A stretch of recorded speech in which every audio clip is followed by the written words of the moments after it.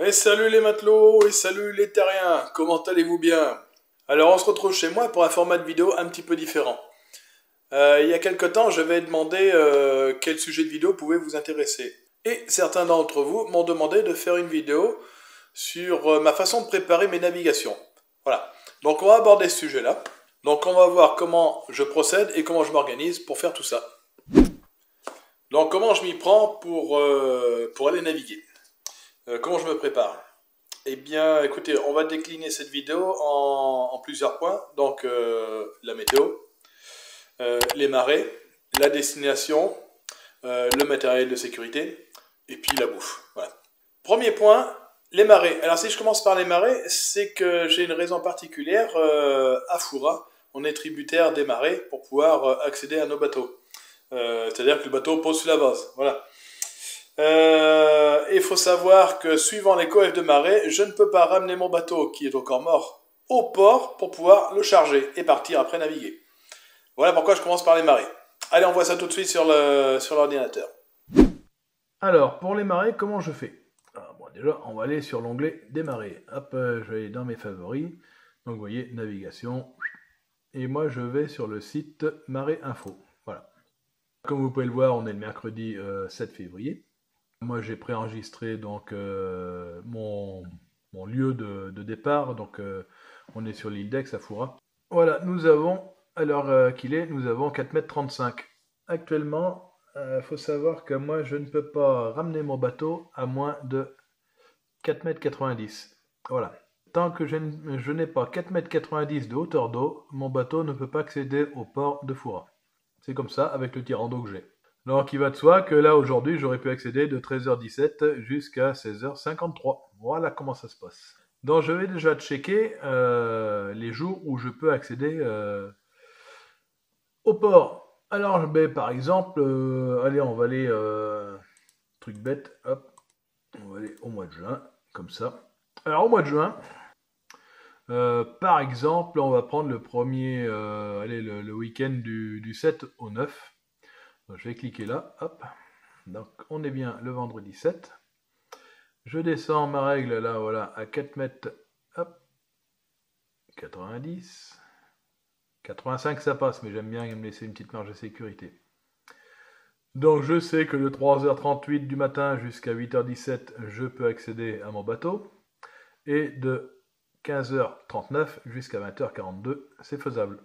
Donc autant dire que moi, quand je m'organise un week-end, j'évite de me charger en travail le vendredi après-midi pour pouvoir me laisser le temps de monter à Foura, de récupérer mon bateau tranquillement, de le mettre au port, de le charger, de ramener ma voiture sur la place de parking, et après, éventuellement, de partir, suivant les horaires que j'ai. Si je n'ai pas assez de temps pour pouvoir m'organiser et partir, eh bien je reste au port pour la nuit. Voilà comment ça se passe. En suivant, si je reste au port pour la nuit, je vais regarder le lendemain matin. Donc là, pareil, 4,90 m. Hop, ici. Et donc là, je vois que de 4h24 jusqu'à 8h57, je peux partir. Donc je vais quand même pas attendre 8h57 au dernier carat pour partir. Je vais me laisser une petite marge d'une demi-heure de battement quand même. Donc à 8h, hop, que je dise pas de bêtises, 8h30, ouais, 8h35, allez, soyons larges, voilà ce que ça me donne pour pouvoir partir. Donc c'est un site que j'apprécie particulièrement, Marée Info, qui me permet moi de calculer mes coefs de marée, de voir mes heures d'arrivée, mes heures de départ et mes heures de retour. Donc là, je sais que je peux partir tranquille, après je suis sur une marée descendante, je peux naviguer une fois que je suis sorti de la zone d'estran. Ensuite, pour le dimanche, ben, ce qui va m'intéresser, c'est le retour, hein, évidemment. Donc toujours pareil, je me mets à 4,90 m. Hop, voilà. Et là, qu'est-ce que je vais voir? Ben, ça veut dire que je peux arriver donc de 5h10 à 9h32, mais bon, à 16h ci, moi, je dors, généralement, au moins jusqu'à 8h. Donc le retour se fera à partir de 17h04, voilà, très précisément, jusqu'à 22h03. Ce qui me laissera le temps, donc, à partir de 17h04, le temps d'arriver au port, de décharger mon bateau, de charger ma voiture et d'aller mettre mon bateau au Comores. Voilà pour les marées. Allez, point suivant, la météo. Hein, numéro 2, hein, c'est bien ça. 2, 1, 2, voilà. La météo. Allez, on voit ça tout de suite sur l'ordi. Donc, pour la météo, eh bien, je retourne sur mon onglet. Alors, je me suis fait un petit onglet, un petit dossier là dans mes favoris avec tous mes sites favoris pour la navigation. Donc là, moi, je vais sur le site Windy. Donc, on se retrouve sur une carte avec, comme vous pouvez, j'espère le voir, les vents qui s'animent. Donc, on a l'île d'Aix, Foura étant ici. Je vais zoomer. Hop, hop, voilà. Donc, mon bateau est au mouillage dans cette partie-là, dans cette zone-là. Moi, ce qui va m'intéresser, évidemment, quand je vais vouloir partir, je vais choisir la journée à laquelle je veux partir. Alors là, en l'occurrence, bon, on va choisir pour demain, parce que la météo n'a que quelques jours de lisibilité. Alors, je me suis mis sur vendredi. On va dire que j'arrive au port vers 16h, le temps de charger le bateau. Donc, 17h, je pourrais éventuellement partir. Voilà, j'ai cliqué dessus. Donc là, mes vents ont changé, on voit qu'ils ont ralenti un petit peu. Je vais faire un clic sur cette zone. Voilà, vous avez donc un vent à 9 nœuds, orientation sud. Voilà, grosso modo, ça c'est les infos les plus brèves. Et après, en cliquant ici, vous avez tout le détail. Donc 17h, voilà, vent à 11 nœuds. Sud, voilà, secteur sud, hein, grosso modo. Plus on va avancer, là, ici, il va diminuer à 9 nœuds. 22h, il reprend à 10 nœuds. Donc 9, 10, 11, voilà, bon, c'est pas non plus fou. On voit que le secteur sud, voilà, ça va faire sud-sud-est, un petit peu. C'est pas bien méchant. On a également ici la réglette des vents en rafale. Voilà, ça peut vous indiquer. Donc 11 nœuds, 18 nœuds. 9 nœuds, 16 nœuds, 10, 14, voilà. Vous avez également les températures, la météo, voilà. S'il y a de la pluie, là par exemple, ici, vous avez de la pluie demain, 0,5 mm, à 10h, 4 mm, donc a priori, ça va bien dracher sur Foura. Donc voilà comment je contrôle mes vents. Alors là, on est sur ce modèle météo ici, ECMWF.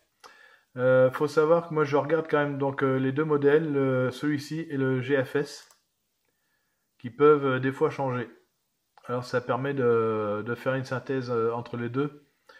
Donc demain 17h, voilà, on est toujours sur un vent 10-11 nœuds, ça n'a pas trop changé. On a les rafales qui sont un peu plus douces, le secteur de vent est identique, donc bon, globalement, les deux modèles météo se correspondent. Ensuite, donc là c'est pour mon point de départ. Si je veux aller, mettons, je sais pas moi, on va aller, allez, on va dire, on va aller à Ars-en-Ré. Hop, on va agrandir là sur Ars-en-Ré. Ici, je me mets dans le Fier d'Ars, je pointe et là ma météo a changé. Donc, on va se mettre là pour samedi 17h, 16-17h à peu près, c'est le temps que, grosso modo, je mets d'habitude. Donc on voit que le secteur de vent a changé également. On est sur un vent d'ouest principalement. Ouest, sud-ouest, ouais, quelque chose comme ça. Voilà. On a donc un vent, hop, à 19 nœuds à 16h sur Ars-en-Ré, avec des rafales à 24. Voilà, et un temps ensoleillé, une température 11 degrés, pas de pluie. Je repasse sur mon premier modèle météo, on va voir s'il y a une différence. Et donc là, on peut voir quand même qu'il y a une différence au niveau du secteur du vent. Donc là, 21 nœuds et 27 en rafale avec un secteur de vent sud-ouest. Donc, il y a une petite variante. C'est pas méchant, c'est pas transcendant. De toute façon, sur le terrain, des fois, ça change. Voilà ce qu'on peut voir, au moins au niveau de la météo. Voilà comment moi je prévois ma météo. Alors bon, là je vous ai montré le départ et l'arrivée. Suivant les navigations que je fais, ben voilà, je fais un point Par exemple ici à mi-journée, donc on va dire le samedi à 10h, 10-11h, ça me permet de voir un peu comment ça se passe ici. Donc là on peut voir également qu'on a un vent qui est ouest-nord-ouest, qui a un petit peu changé. Pareil avec donc 18 nœuds, 40 nœuds en rafale, donc là ça peut éventuellement souffler fort. On a également de l'eau à 3 mm, 4. Alors là je sais pas où ils vont chercher le virgule 4, mais bon, c'est les infos qu'ils nous donnent. Donc pareil, GFS ici. Qu'est-ce qu'on a? Donc là on a un modèle complètement différent. Vous voyez, 14 nœuds, 13, 14 nœuds à cette heure-ci, 17 nœuds en rafale. Secteur de vent est sensiblement identique, par contre on n'a pas du tout la même intensité de vent. Donc c'est quand même bon d'y faire attention, pas être surpris, à la limite ça peut vous permettre d'anticiper la prise de riz pour plus tard. Voilà comment je check ma météo. Alors je n'ai pas que ça en modèle météo, en site météo, j'ai aussi sur le site Météo Marine, hein, voilà. Donc celui-ci, je m'en sers quand même moins souvent.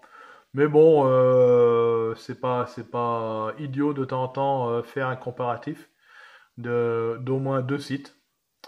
Qu'est-ce que j'ai d'autre en météo? Ben voilà, Winguru. Alors je le trouve moins ergonomique, Winguru. Vous êtes bombardé de chiffres, de trucs. Voilà, moi je trouve moins parlant. Par contre, je sais qu'il est beaucoup plus complet a priori et plus précis, d'après ce que j'ai pu voir et comprendre. Donc voilà pour la météo. Alors moi, quand je prévois de sortir le bateau, donc je vais commencer à checker la météo quasiment une semaine à l'avance, histoire de voir si déjà je vais pouvoir sortir. S'ils nous annoncent des gros vents, des conditions météo compliquées, bien évidemment, je ne vais pas prévoir la sortie, je vais pas la faire. Et puis je check jusqu'au dernier moment. Alors tous les jours, je vais checker la météo jusqu'au dernier moment afin d'affiner ma préparation. Ensuite, après la météo, il faut voir la destination. Allez, je vous emmène encore sur l'ordi. Alors, destination, et bien là cette fois-ci, on va sur Navionics. Voilà. Ah oui, c'est vrai, j'ai changé d'ordi. Tout accepté, les cookies, voilà, hop. Voilà. Alors, on n'est pas à Bordeaux. Donc ma zone de navigation, bien évidemment, donc départ de Foura ici, ben voilà, c'est tout ce secteur-là, pour l'instant. Allez, on agrandit. Hop. Hop, ici, allez, on peut encore agrandir, voilà. Hop, on va faire comme ça. Donc, ma zone de mouillage. Je récupère mon bateau, je l'amène là dans ce petit port pour pouvoir le charger. Comme je vous ai dit, et une fois qu'il est chargé, je vais stationner mon véhicule. Et ensuite, je monte dans mon bateau et hop, nous sommes partis. Donc, voilà. Ici, alors on va réduire un petit peu l'échelle. Je sais pas, voilà, comme ça, ce sera peut-être mieux. Donc en partant d'ici, on voit toute la zone verte, hein, pour ceux qui ne connaissent pas, pour les terriens. La zone verte, c'est la zone d'estran. Donc c'est-à-dire que par le plus fort des coefs, c'est toute cette zone-là qui va découvrir, qui va se retrouver sans eau. Donc il va de soi que par de grands coefs, ici, vous tapez dans la vase, suivant votre tirant d'eau. Donc il est important pour moi de quitter cette zone au plus vite pour être après en sécurité dans la zone bleue, et là je peux naviguer en toute tranquillité. C'est pourquoi je surveille mes coefs de marée, mes hauteurs d'eau pour pouvoir partir. Donc allez, on est parti. Hop, mon petit bateau s'en va. Alors ici, vous voyez des pointillés, zone du Tourluon. Ici aussi, ici, là. Donc c'est zone de culture marine, donc il y a des parcs à huîtres, alors je crois qu'ici de mémoire c'est des bouchots pour les moules. Donc voilà, on va essayer de naviguer dans cette partie-là. Ici, donc la pointe de la fumée, là où les bacs font la navette entre entre Foura et l'île d'Aix. Voilà. Donc généralement ils partent de là, ils tournent, hop, et ils viennent, je crois, par ici. Voilà. Alors, on va simuler notre départ. Donc on va faire une route manuelle, voilà, comme ça. Ici, je crois. Non, voilà, j'ai mon point de départ. Donc à Foura. Allez, on va tracer comme ça à peu près. Un deuxième point. Voilà, on va aller ici. Un troisième. Ensuite, allez, on va faire court, on va monter à La Rochelle. Voilà, alors je vais réduire, wow, doucement la molette. Donc là, je pourrais éventuellement, hop, on va en tracer un ici. Voilà. Alors je vais vous montrer l'exemple. Hop, ici, vous voyez, ma route passe pile sur une zone de culture marine. Donc ben, ça sera à moi d'ajuster après mon cap, soit ici, soit là, pour pouvoir contourner cette zone de culture marine. Bien évidemment, moi ce que je trace au départ, donc là on va le reprendre, hein, on va le ramener ici, hop. Voilà, on va le ramener par là. Gaffe ici, danger isolé, hein. Je sais pas si vous voyez. Et ensuite, allez, je réduis quand même parce que bon, sinon ça ne sera pas lisible. Hop. Voilà. Là, un autre point, si j'y arrive. Ouais, la Richelieu. Donc on est dans le chenal d'accès au port des Minimes. Ouais, j'en fais un autre ici, si j'y arrive. Voilà. Bon, ouais, je vous mets pas jusque dans le port, hein. Bon voilà, là j'ai mon tracé, grosso modo, ici. Donc nous avons une distance totale de 11 000,8. Il nous faudra grosso modo 3 heures et nous aurons consommé 5,9 litres de carburant si on fait tout au moteur. Voilà, bon, j'ai tous les détails ici. Hop. Après, ben voilà, forcément, arrivé au port, vous avez tous les services qui s'affichent. Donc voilà pour un petit trajet que je peux me programmer. Là, sans difficulté, hein, c'est quelque chose que je fais maintenant assez régulièrement. Ça, une route, je me la trace même plus, hein, je la connais par cœur. À ça, il faut toujours prévoir l'aspect sécuritaire. Donc j'emmène une VHF portable comme celle-ci, voilà. Donc avant de l'emmener, bien évidemment, il faut la faire charger. Après tout le matériel de sécurité, c'est-à-dire les gilets, les cartouches de CO2 qui sont présentes dedans, elles sont vérifiées à chaque début de saison et changées si besoin. Tout mon matériel de sécurité, voilà, je le check en début de saison pour être sûr que ça soit opérationnel et j'ai pas besoin de me tracasser de ça en cours de la saison. Ensuite, la bouffe, la nourriture, pour parler poliment, ça va dépendre des sorties que je prévois, hein, bien évidemment. S'il s'agit d'une sortie à la journée, eh bien, je vais m'emmener, je sais pas, moi, je vais dire, allez, 2 tranches de rôti de porc, des chips, et puis terminé, voilà. C'est vraiment histoire d'avoir un casse-dalle vite fait pour le midi, et puis je vais pas non plus me charger outre mesure. Si c'est pour un week-end, pour plusieurs jours, évidemment, je vais prévoir de la nourriture en conséquence. À savoir que sur le bateau, j'ai toujours des conserves. Alors, je n'amène pas non plus des tonnes et des tonnes, mais j'ai au moins de quoi me faire 2-3 repas sûrs en conserve. Alors, voilà, vous avez pu voir le cassoulet notamment. C'est un incontournable celui-ci. Également, j'ai des fruits en conserve pour le dessert, voilà, des gâteaux secs, un peu de riz aussi dans une boîte hermétique, des pâtes, j'ai de quoi survivre. On sait jamais malheureusement de quoi va être faite la sortie. Je peux très bien avoir un empêchement, une avarie, rester planté sur la vase, donc loupé une marée, bon ben voilà, t'es planté, tu restes pendant 6 heures et puis après tu repars, mais pendant ces 6 heures-là, ben voilà, il est quand même nécessaire de s'alimenter des fois, hein. Autre point à ne pas négliger, l'eau. J'ai, en plus de ma réserve d'eau sanitaire, qui doit faire, je crois, une 60aine de litres, j'ai au minimum 4 bouteilles d'eau d'1,5 litre pour consommation. Et j'ai aussi un bidon de 10 litres pour rajouter en plus à l'eau sanitaire si nécessaire. Voilà, ne pas manquer d'eau, je pense que c'est important. Après, bah, écoutez, je pense qu'on a fait le tour hein, au niveau de ce que je prévois moi pour mes navigations. Alors, je ne vous parle pas du matériel vidéo, bien évidemment, ça me concerne moi. C'est-à-dire que ben, voilà, je vais emmener mes caméras, je vais prévoir les batteries, les chargeurs, tout ce qu'il me faut, toutes les trépieds, les pinces qu'il me faut pour tourner mes vidéos. Mais voilà, au même titre que vous allez prévoir un chargeur pour votre téléphone. J'ai ce qu'il faut sur le bateau pour pouvoir charger, mais je m'emmène quand même un chargeur 220. Voilà. Entre guillemets, on ne sait jamais. Voilà. Il faut toujours avoir une solution de recours, une solution de repli.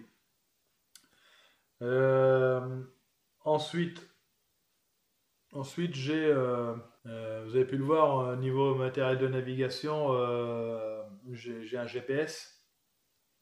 J'ai mon téléphone aussi avec la cartographie. J'ai obligatoirement mes cartes de navigation, mes cartes papier. On ne sait jamais, encore entre guillemets, si toute cette électronique vient à me lâcher, j'ai au moins mes cartes. Ça me permet évidemment de m'orienter. Donc avec un compas de relèvement, vous faites une triangulation, vous savez approximativement vous positionner sur une carte. Alors, je serais quand même content d'avoir votre retour là-dessus, au moins pour ceux qui naviguent. Savoir comment vous aussi vous préparez vos navigations, si vous en avez du matériel spécifique, comment vous le préparez, comment vous l'appréhendez. Parce que, en définitive, moi je ne vis que sur ma propre expérience. J'ai pas de retour d'autres marins comme moi. Après, je reste très amateur, hein, je vous le cache pas. J'aimerais par la suite passer mon permis hauturier pour pouvoir appréhender tout cet aspect-là de la navigation, d'anticiper les coefs, les courants de marée, voilà, enfin bon, tout ce que peut toucher le permis hauturier. Je pense que c'est pas négligeable, c'est une aide véritable, à mon sens, à la navigation. Voilà mes petits matelots, je pense qu'on a fait le tour du sujet. Il me reste à vous rappeler qu'il faut s'abonner, liker, commenter, partager, tout le cinéma, voilà, vous connaissez. YouTube, Instagram, Facebook, voilà, c'est tout tous les réseaux sociaux. Si le cœur vous en dit, bien entendu. Quant à moi, je vous donne rendez-vous certainement dans 2 semaines. Allez, ciao!